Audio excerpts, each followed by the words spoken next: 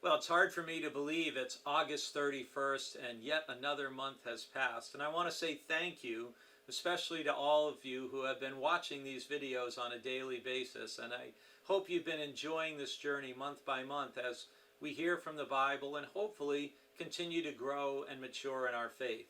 Our verses for today to end the month come from the first letter of John, the third chapter, verses 17 and 18. And in the midst of a wonderful discussion of love that fills 1 John chapters 3 and 4. John asks, how does God's love abide in anyone who has the world's goods and sees a brother or sister in need and yet refuses help? Little children, let us love, not in word or speech, but in truth and action. Well, again, as John discusses love extensively in his letter, he comes back again and again that this is not some new commandment. It's an old commandment that you have heard from the beginning.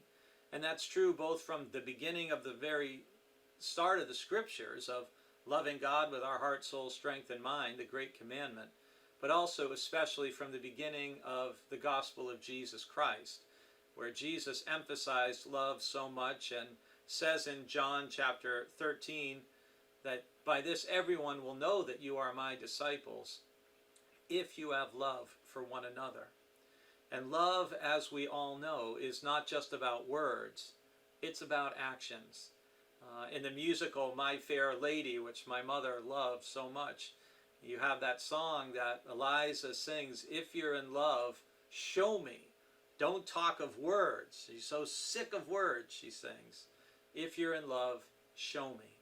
And that's part of what John is emphasizing. If we see people who are in need, telling them God loves you probably doesn't do as much as giving them a coat to wear or buying them a meal or giving them something to eat. And this is something that, again, we see in the book of James. We see it in 1 John, this emphasis on practical living out of our faith. How do we share God's love in practical ways to meet human needs? That is a foundational core of living the Christian life. Again, love, grow, and share are three words that capture what we're about at Brewster Baptist Church. And love is the most important of them all.